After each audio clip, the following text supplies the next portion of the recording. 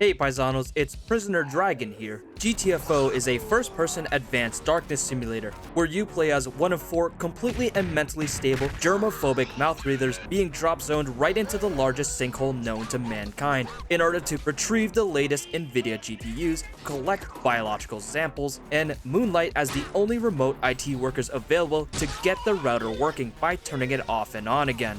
GTFO is set in a dystopian near future where corporations have priority bids for new scientific discoveries in order to exploit them for resources without concern for long-term repercussions. The result is the corporations building the complex, the main setting of GTFO, where you'll be dropped into the darkness to do most of your Oonga Boonga clubbings and sophisticated London shankings. You, the player, are prisoners, individuals who are either hand-selected from privatized correctional facilities or joined voluntarily for the Legion program, presented by Kovac Defense Services. The Legion program shoves you into a hydrostasis unit and puts you on the Mr. Mouse cryobath, with the convenient side effect of neuron pathway obliteration. Who am I? What am I? Only left with figments of your past life and the overwhelming desire to survive.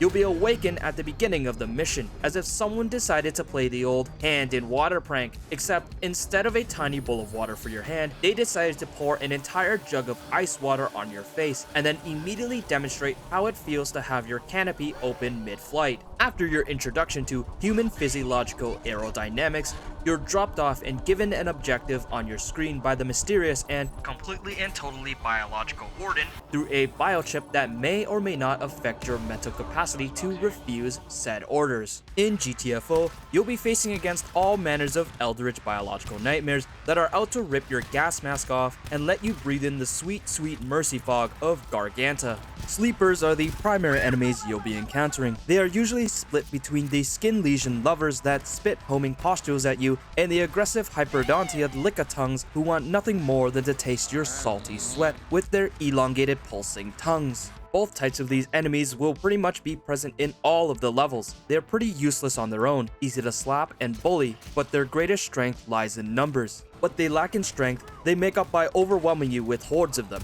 and also showing you their absolutely inhuman moves by crab walking, side strafing, animation cancelling, and Naruto running all over you and your germophobic compatriots. Giant sleepers are the big version of the sleepers, and like their little bros, they also come in 2 primary flavors. First, you have the big ugly Oji-sans, the 40-year-old past his prime dad, where the gym workouts are a thing of the past. His leg muscles have atrophied because of the long time spent sitting in a lazy boy, and his belly has ripened to pregnancy with a dad-bod food baby, thanks to all the beer and pizza he's been inhaling. But don't be fooled, for the ugly Oji-san has the secret technique of maximum dad strength. While sporting the optimal dad bod, the ugly Oji-san hits like an absolute truck. Getting slobbered with the ugly Oji-san's predator tongue takes a chunk off your health, and getting mollywopped by his spinning windmill arm technique takes off almost close to half your health. The other giant sleeper is the big version of the shooter, the pubic hair lesion chickens. These guys walk around with T-Rex arms and also as if they've been affected by World War I shell shock. They're pretty straightforward. They're quite the bullet sponges, acting as a backline tank and basically shooting a ton of pustules at you in rapid succession. Their one major weakness, however, is that they pretty much have no close-range defensive capabilities. So the best strategy for saving resources on this guy, if possible, is to remember the basics of CQC. First, subscribe to the Detroit Urban Survival Tactics method of combat against a loaded firearm. Second, move dynamically. And lastly, give them the old power slap, boom boom, elbow destruction. The last giant is a mix of both the aforementioned ugly Oji-san and the pubic hair chicken. The hybrid is a hybrid of both, having both the weird T-Rex arms and moderate dad bod strength. They have both long-range firing abilities and short-range catch these hands capabilities. There's no one singular strategy for them. They're both tanky and dangerous, so the strategy pretty much boils down to hit them with big guns and watch them keel over. Scouts are the no, don't touch me there. This is my Nodo square. Scouts are the touchy-feely danger noodles that walk around the room and scream like someone who has entomophobia and just felt a cockroach crawl onto their skin. scouts will follow a routine in a room, walk around for a couple of seconds, vomit out last night's instant ramen, and then shamelessly eat the vomit noodles back up because those ramen packets don't come cheap. Once they pop out their feelers, if you get touched, you only have a few precious seconds to one-shot the scout before they scream. As nerve-wracking as it is to deal with the scouts, aggression is the best method. There's always a risk of alerting the scout if you miss their head, but the risk is well worth it, as if they scream, you'll have to deal with enemies in the room and additional slobber knockers coming out of the woodworks. You could take the safe route of trying to snipe them from afar, or save the bullet and Giga Chad cave their skull in. With the scout, sometimes the best strategy is to guarantee the scout kill and spend the resources on the now awakened room. At the least, you can then control the combat by leading them into a choke point instead of getting tag teamed from both sides. Chargers are GTFO's way of saying that this game is much more capable of cruelty. Chargers are the love child between the ugly Oji-sans and tiny Lickitungs, with a bunch of spikes coming out of them to show you that they mean business. In stealth, their strategy is quite simple: blend in with the environment. I'm not kidding. The pigment on the Chargers is quite literally the same color as the shadows. Seriously, you cannot see these guys in the darkness at all. Even the normal pinkish hue that signals it's time to play red light green light is obscured by their entirely pitch black color and spikes growing out of their body. Sometimes you'll find yourself crawling in the dark, only to end up a nose whiff away from their prayer posing power pose. In combat, you'll find yourself often running into them in multiples, as if they just finished their pre-workout at the gym and showered themselves in Old Spice. They'll run you down with their Naruto runs, all while screaming. They'll run up to you in melee range to start throwing hands as if they were in a mosh pit, and their long-range tongue attack does about 1/5 of your entire health bar. The most dangerous thing about this is that because they're usually in multiple numbers charging right up to you, you'll have to contend with multiple charges hanging in the back line, which means they'll usually do their tongue attack instead of the melee animation, which means the puking pimple nipples are the loud, obnoxious, and paranoia-inducing wall-mounted security alarms. They cling to walls with only their small greenish hue giving off their location. They are silent, inconspicuous, and unsuspecting. However, when you come into proximity of it, the posture erupts its entire load on your face and screams at you with a piercing shriek. It's almost like the ending of some type of film where one of the leads does the loudest organ. The most annoying thing about these guys is that they are hidden in tight corners, often not visible immediately. When you see one, or if you have the unfortunate luck of being splurged on by these guys before noticing, you'll begin to look in every single corner because it absolutely sucks to be this thing's money shot. Additionally, these wall-mounted ball sacks can only be temporarily disabled. No matter what you do, they always come back. The most reliable way to disable them is to shine your flashlight on them, which has them shrivel up like a scrotum that's just entered cold water. Shooting or meleeing them also disables them, but you pretty much either waste the bullets or take a hot juicy load to the face, only for them to return after their refractory period for more busting. I also found out after doing some research that you can seafoam them to disable them for a long period of time. They will defrost and unshrivel themselves, ready for more squirting. The last enemies I want to cover before moving on to the next section is the I forgot to take my meds Schizo Demons. It seems that shortly after being defrosted from the hydrostasis unit and being drop zoned at terminal velocity without an oxygen mask really did a number on our brain activity. Without any oxygen being supplied to our brain, we've begun to hallucinate. The chittering sounds, the flickering of movement, but not a soul to be found. The enemies are simply not there. Then suddenly, from all around, the tongues come out to play and the paranoia hits harder. The Schizo Demons Naruto run right past you, and you just might tweak out and accidentally shoot your compadre right in the back of the head in an attempt to hit what isn't really there. It also doesn't help that your first time fighting these demons is with light, some promise of safety, and then the devs of GTFO decide to turn off the lights because this game wants you to know you're not supposed to leave Garganta. I'll be honest, I absolutely loved the first introduction to the shadows. It was such a genuine surprise for my friends and I, wondering what the hell the turrets were shooting at, and then getting jumped by a bunch of things that were barely visible. It was genuinely fun trying to make our way back in the pitch black darkness,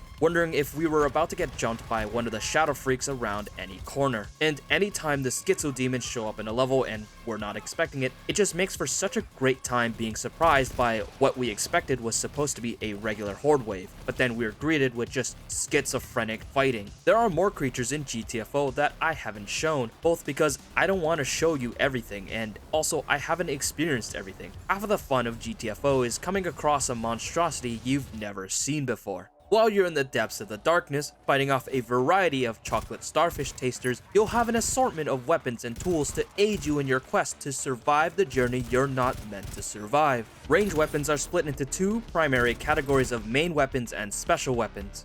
Main weapons contain general purpose weapons to deal with pretty much any threat you might encounter. You can choose from rinky-dinky pistols, burst or rapid fire SMGs and rifles, DMRs, or the rip and tear shotguns. The majority of main weapons are generally meant for trash clearing or medium enemy disposal, but they can also serve more specialized roles like the slug and sawed-off shotgun for bigger enemies.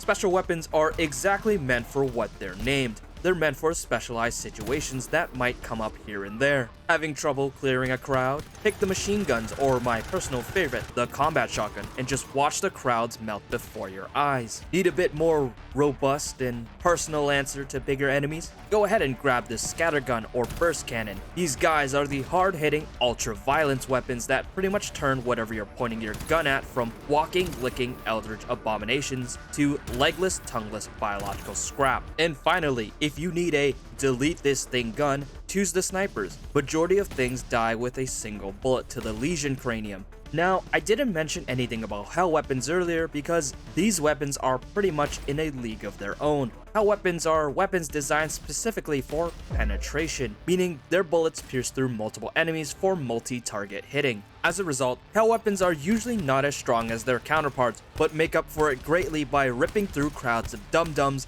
all while giving you solid ammo economy.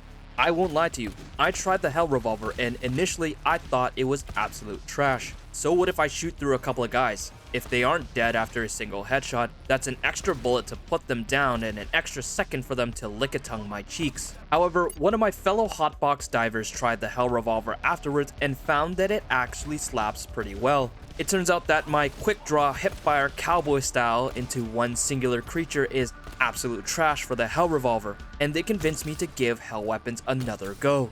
Giving them a try again, I gave the Hell Shotgun a go, and my god, it just clicked. Holding enemies at a point, I pretty much ripped through 7 mouth breathers, and it felt really good. It's essentially a weapon that gives you some leeway for spamming into crowds, but rewards you for lining up shots. You've got a good amount of power and stagger per shot for hell weapons, and you've got great ammo economy if you can line up your shots to hit multiple at a time. My absolute favorite combo is the Revolver Ocelot combo. Main weapon, sawed-off shotgun. Special weapon, revolver.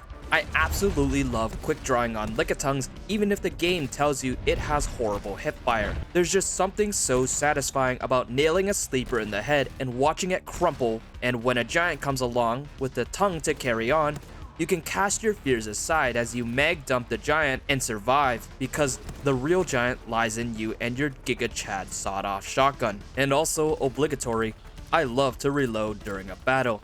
There's nothing like the feeling of slamming a long silver bullet into a well-greased chamber. Melee weapons are your next weapons and just as important. These weapons are truly the return to the origins of mankind. Their purpose is to show those trypophobia-inducing Lickitungs how mankind got this good at hunting prey stealthily and offing each other in horrid fashion. While we have future tech guns sponsored by corporations like Omnico, Buckland, and Malatak, all of our melee weapons look like they were fashioned straight up for backyard wrestling. Some of them look like they were made on Forged in Fire, tested, and rated. It will kill.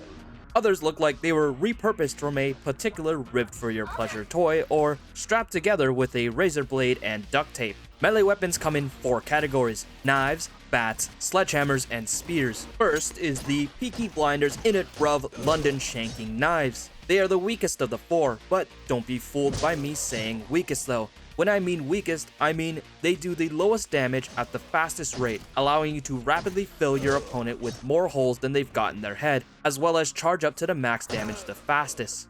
Knives truly shine the brightest by allowing you to rapidly one-shot enemies in stealth in quick succession, something that heavier weapons might struggle with. Second is one of mankind's first weapons, the Unga Bunga Bat. Hailing from simple origins of one-handed stick to clunk enemy skulls, that's exactly what the bat does. Big wind-up to crack skull like our early ancestors hunting for food. It's literally an Unga Bunga club, and by god, I love cracking sleepers' skulls with it and watching them do a pirouette dance move as they struggle to relocate their scrambled brains. While it doesn't do things more outstandingly than the mean streets of London shivs or the Big Brother sledgehammer, its specialty lies in giving extreme concussions to anyone you deem is resisting arrest. The bat has low damage but fast charge times, giving you the ability to rapidly readjust skull-shaped symmetry, and alongside that rapid cranium destruction swings, the bat has extremely high stagger modifier, which allows you to concuss Lickitungs and give them the Walking Dead Lucille treatment. Third is the big brother of the club, the Great Maul of humanity, the Big Bonk Sledgehammer. The Sledgy is the perfectly balanced weapon of the 4. Relatively fast charge-up times and great damage, you pretty much can't go wrong with silently sneaking up to the irritable bowel syndrome victim and giving them the biggest concussion of their life.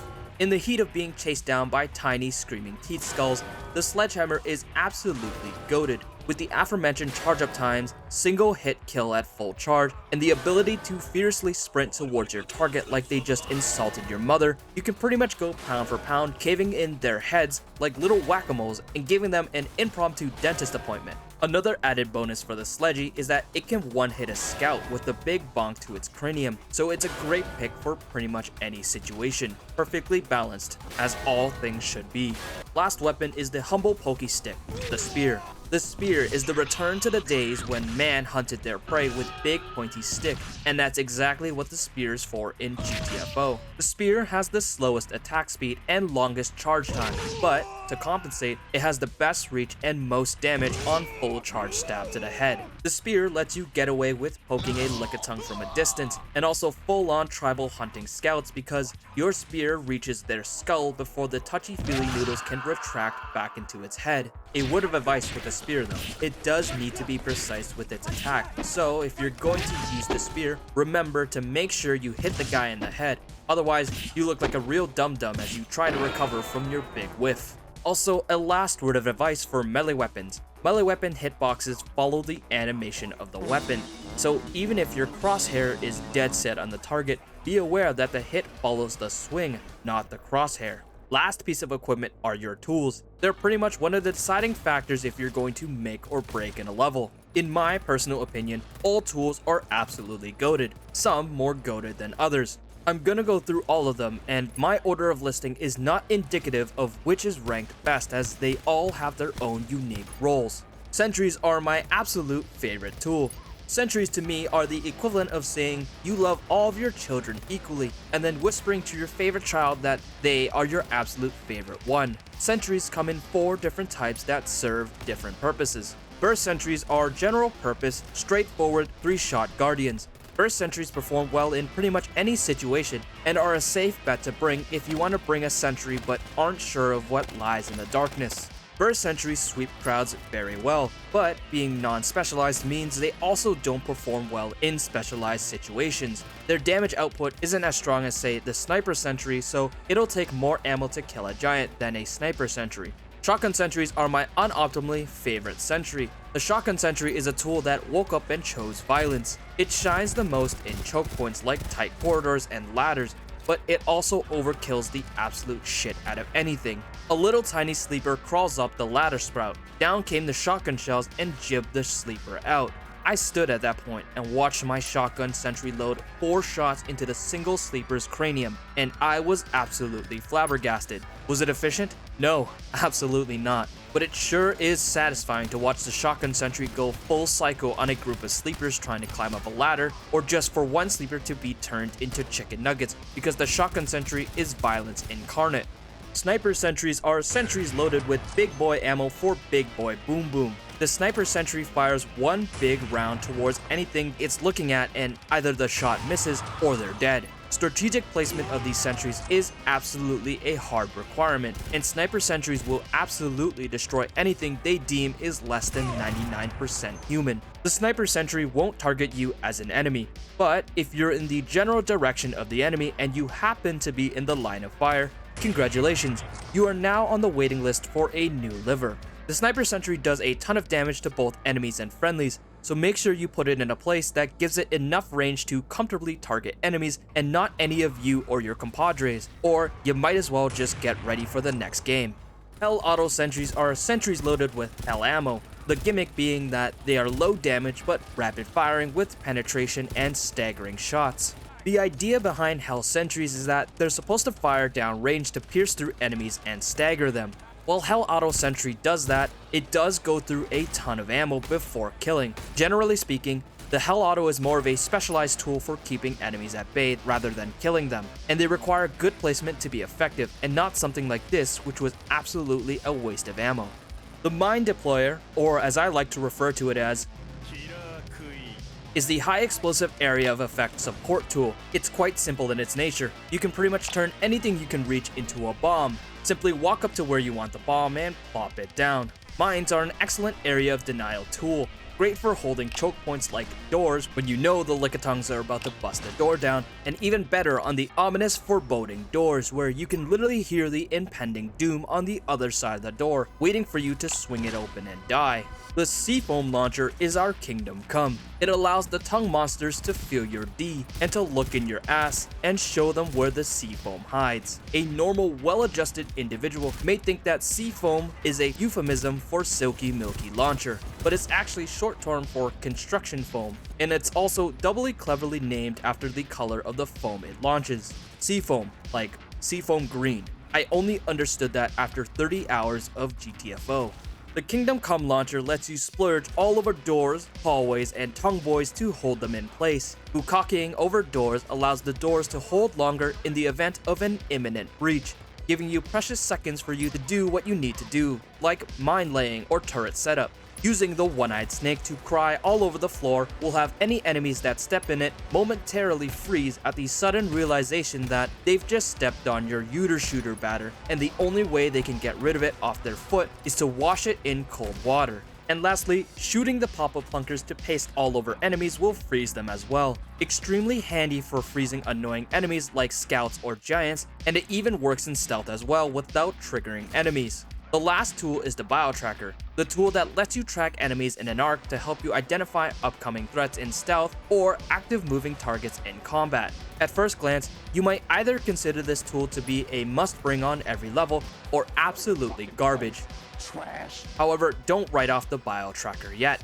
The BioTracker in stealth will help you see how many potential threats lie ahead, as well as tag scouts in rooms as they shuffle around. This can help newer players in GTFO familiarize themselves with enemy placements and maneuvering around the map while in stealth. In combat, the BioTracker functions as a motion tracker. You can fully charge it to tag enemies that are coming towards you, not only to help your fleshy meat processor process the enemies that are coming to process you with their tongue, but also it synergizes with some turrets like the sniper turret, allowing increased accuracy on tagged enemies. Bots are absolutely cracked with the BioTracker. If you have a bot with a tracker, they will pretty much keep the tagging up optimally, letting you and your team be able to see tagged enemies at all times. And a last effect on the scan is that they tag your schizo demons, which allows you to have an easier time fighting their inner brain demons and also letting turrets target them down, as without tagging, your turrets will look at you and wonder if everything is alright with you.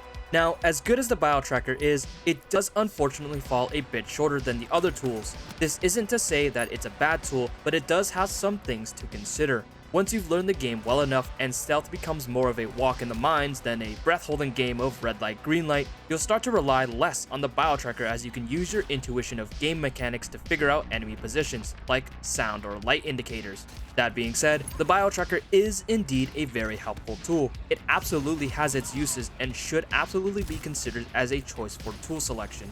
The atmosphere in GTFO is absolutely amazing. It's dark, eerie, oppressive, and it really sells the point that you're dropped into a place that's man-made. But there are things here beyond your comprehension, and there's absolutely not a shred of hope in this place. Garganta is a place that's being mined out, complete with machinery that's exploiting the resources, terminals for record keeping, and materials laid around indicating human activity. Yet not a single person is here besides the 4 of you, and anything else that's alive and clicking is most certainly out to kill you. It's almost as if the environment of GTFO is saying, you may think that you're the normal ones here, but in reality, you're the aliens to those creatures, and you don't belong here anymore. Levels are masked in advanced darkness. The shadows in this game are absolutely dark, and turning up the gamma isn't an option in this game. Your only sources of light and hope are the few still working lights scattered around the facility and your own light sources, be it from flashlights you carry or my absolutely beloved glow sticks.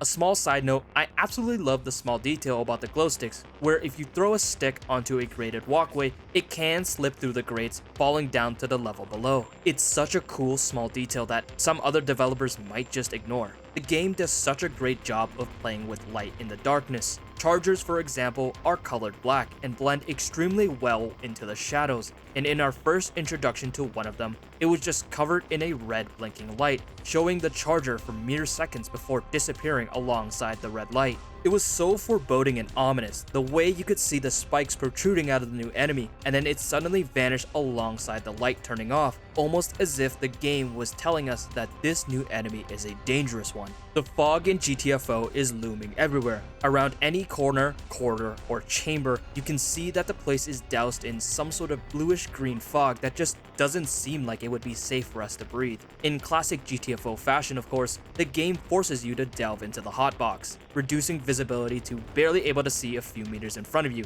and of course, there will be enemies hidden in said fog. To add on to that, there is advanced fog in GTFO. Fog that, if you walk into, slowly raises an infection meter. Basically, walking into this infectious fog is the equivalent of walking into a World War I trench where mustard gas was just deployed. Your lungs and skin burn from the blistering fog, and your character struggles to breathe, only somewhat saved by your jury-rigged gas mask that's literally duct taped to your face. Your only salvation against the relentless onslaught of the blistering gas is for one person to sacrifice their combat capabilities by carrying a fog turbine, throwing a temporary fog dispenser, or biting the bullet and just trying to tank the fog while you get your objectives done.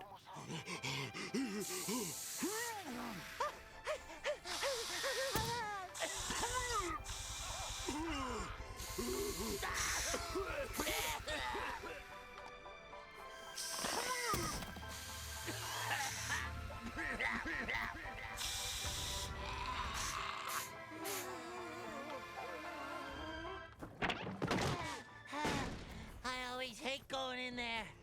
One of my most memorable moments was coming up against a bloody door for the first time. As we approached the security door, we noticed it wasn't normal. It was stained with congealed blood, as if a sign of things to come. And it was making noise. Not just any noise though. It was ravenous howling and unrelenting banging. Whatever was on the other side of that door wanted absolutely nothing more than to break through and rip us to shreds. We didn't want to open that door. It was a door of death and, unfortunately, our only way forward. And we were absolutely surprised to find out when we interacted with the bloody security door that proximity alert doesn't mean things from behind us are attacking. No, it meant whatever was beyond this door was about to rush through to rip our throats. These are just a few examples of how well GTFO does atmosphere. There's still more to be explored that I'm trying my best not to be spoiled on, and I just want to say once again that GTFO does atmosphere wonderfully. GTFO is a game of resources. Everything in this game has a cost, and it's up to you and your team to determine if the action is worth the cost. The most efficient way to complete the level is to stick to the objective. The problem is, the odds are stacked against you, and in this game, you aren't given a shred of mercy. From start to finish, GTFO is cruel. You'll be expected to crawl your way to survival, even up to the very moment you extract. Every mission in the bowels of corporate greed, you'll be provided with the OSHA-mandated amount of ammo the Warden is obliged to give you, and you'll be expected to procure on-site any resources like med packs, ammo packs, tool refill kits, and in later levels, disinfectant packs. Sometimes, spending a bunch of time silently whack-a-moling an entire room can be more beneficial by saving your health and ammo. But other times, it might be more worth it to 360 no-scope the scout and spend the ammo on the now awakened and cranky sleepers instead of trying to stealth kill the scout and getting caught anyways, which ends up adding more threat to the room and potentially causing a wipe. Your bodies may end up with less than the recommended amount of blood inside you, and your guns and tools might start making some click-click sounds instead of the boom-boom sounds. Is it more worth it to take the detour away from the objective to gather resources, or should you push on in hopes of scavenging and gaining the blessings of RNG? There is one last resource that will completely change the game: knowledge. GTFO isn't just a game about topping up on your immediate resources to complete the objective, nor is it about what I mentioned earlier about praying to RNGesus that the next section has resources. Knowledge is one of the best resources in GTFO. Taking chances at whether or not resource packs will be in an off-branch path can spell death for your team, but knowing how to find out where things are without even going into the zone can save everyone from a doomed journey. You'll want to brush up on your coding skills because the terminal is one of, if not the best resources in the game. The terminal pretty much tells you almost everything you need to know about a map, granted you have the knowledge. For example, using the command list will bring up a list of things in a specified or unspecified area. Hacker Man. He's the most powerful hacker of all time. Great, you've just listed everything in the area and still don't know if there's an ammo pack in an off-branch path. Well, using list resource with a zone area, you've just found out that that off-branch zone contains one of each resource, which might not be worth it since the zones that contain your objective also contain only one of each resource. You're not just limited to listing resources either. You can also use the query command to query information about the resources to determine even further if it's worth it. Query the resource pack's name, and you've just found out what zone it's in and how many charges it has left. The resource you and your team might have fought tooth and nail for is just an ammo pack with one charge. Basically, not worth one of your Paisanos losing an entire arm. That's just one of the few examples of how powerful the terminal can be. You can also use the same commands to find out information about your objective, like what room it's in. And if the terminal is in the same zone as the objective or resource pack you're looking for, you can ping the item, which gives an audible and visual indication of the general area the thing is located. As a last testament of how valuable console knowledge can be, you can also use it to plan out rooms according to the objectives. In Rundown R2D1, you're presented with a generator that requires multiple of the latest NVIDIA GPUs from multiple zones. The issue, however, is that between the multiple zones, not all the zones contain GPUs, and furthermore, one of the zones contains a ridiculous amount of scouts. Going through each zone, clearing sleepers, and breathing in the chemicals is absolutely not a viable option, especially if there isn't even a GPU in that zone. Using the terminal commands, however, you can find out which rooms do contain the GPUs and map out which rooms to hit to ensure that you don't breathe in the absolutely doggy doo-doo infectious fog and don't go to more zones than you need to. Knowledge doesn't just mean Poindexter terminal commands, however. It also means knowing your maps and enemies. GTFO is very much a trial and error game. There's a lot the game doesn't immediately tell you. It doesn't hold your hand and instead respects you enough to assume you'll learn it on your own.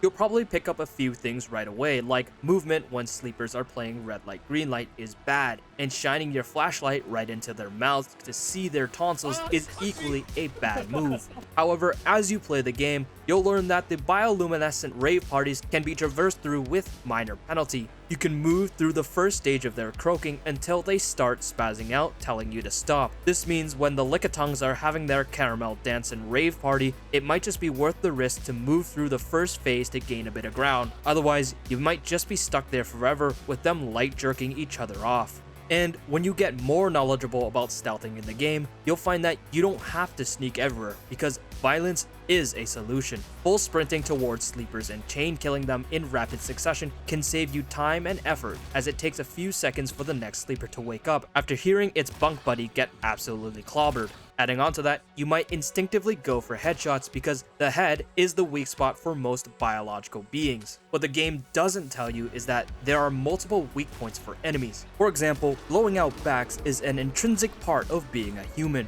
But what the game doesn't tell you is that hitting the back of enemies gives you a damage multiplier, and the back of the head, or in technical terms, the occiput, is the most damaging area to hit, giving a much higher damage multiplier than simply hitting the head or the back. This doesn't apply to every enemy in the game, however. Chargers, for example, only have the back as their weak point, meaning you don't benefit from shooting them in the head, nor melee attacks to the occiput. And as I mentioned previously with the bio tracker, the game doesn't tell you that it allows sentries to detect schizo demons. This is just knowledge you can learn from simply observing the game and noticing that your turrets completely ignore the shadow enemies until you bio track.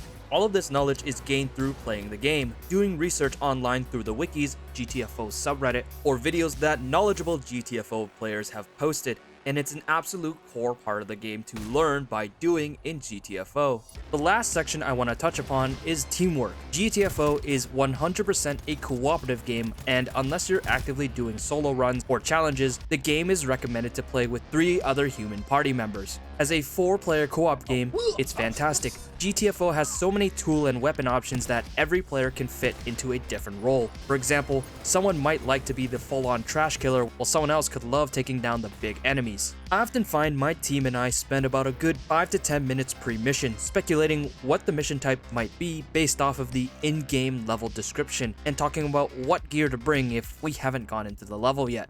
And if we end up failing, we spend about another 5 minutes strategizing and seeing how we can better optimize our build to beat the level. Switching out a mine deployer for an extra sentry or having a mine deployer seafoam combo might be a better combo for winning the level. That being said, you may not have 3 other players ready to play with you at a moment's notice. I would say that 3 human players and a bot is sufficient, and duos is pretty good too. There are benefits to both. With 3 players, you can specialize the roles more and relegate the bot to being the trash killer with a carbine and machine gun. Side note, this will be relevant soon.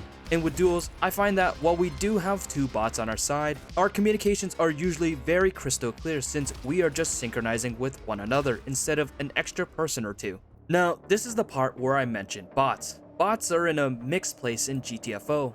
They can serve as an extra body in a level to kill enemies, carry resource packs, and deploy tools. Their usefulness lies in their ability to aimbot gun down any enemy they see. However, their usefulness takes a steep dive once you start trying to talk about utility and cooperation.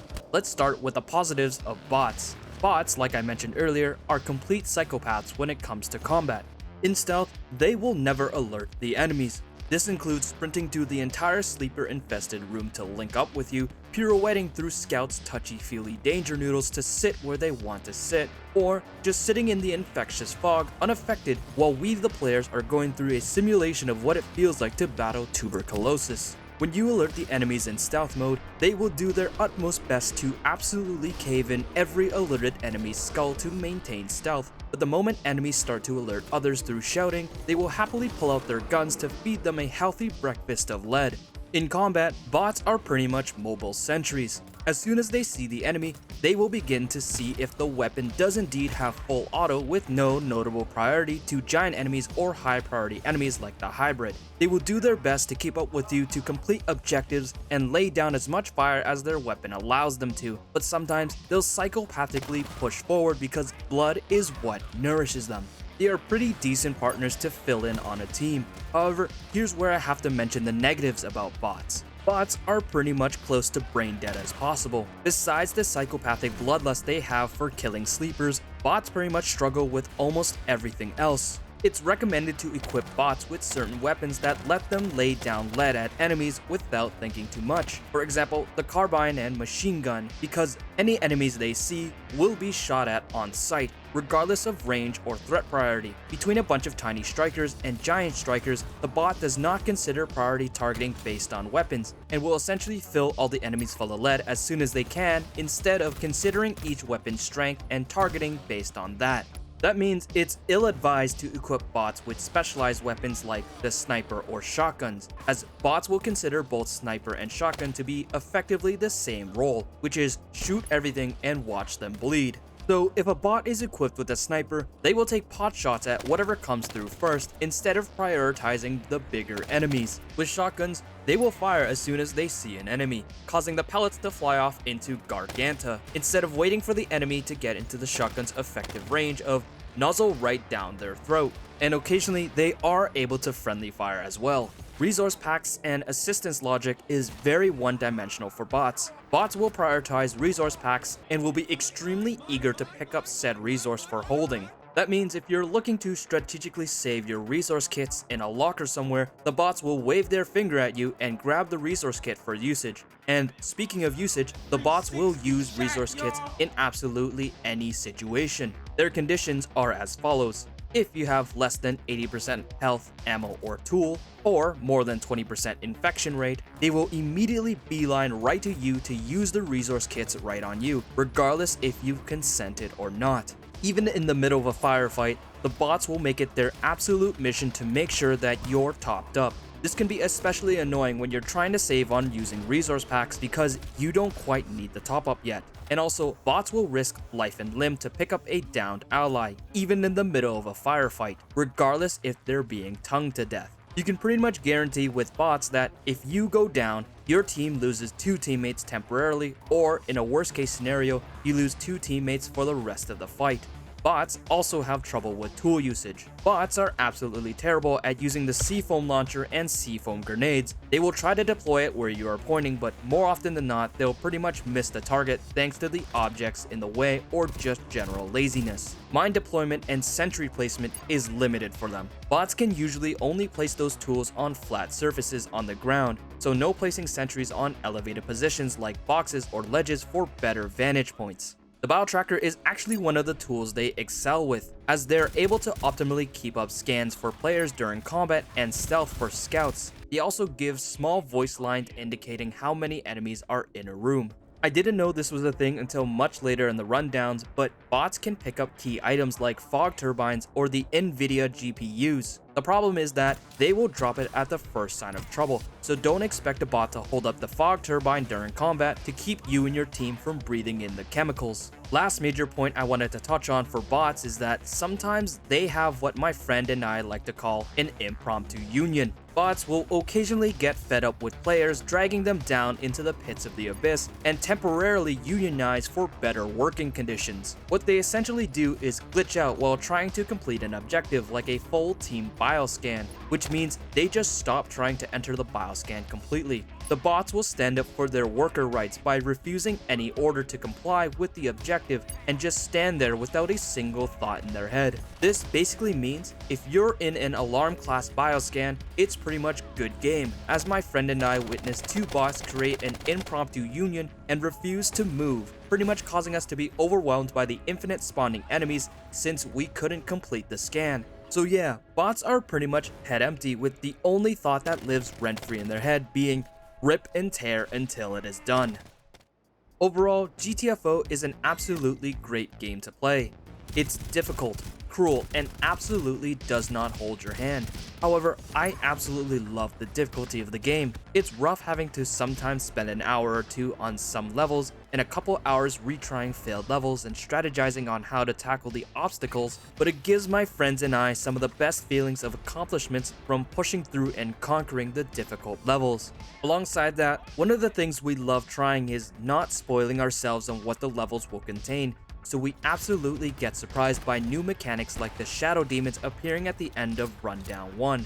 I 100% recommend giving GTFO a try with a team of friends if you have them, but only if you and your team are prepared to dedicate a good amount of hours to playing the game, as levels are long and according to the devs, there's over 80 levels of pure suffering for you to try. That's it for this video on GTFO. I do hope you very much enjoyed the video, and as always, thank you so much for watching. More to come in the upcoming weeks. Take care for now, Paisanos.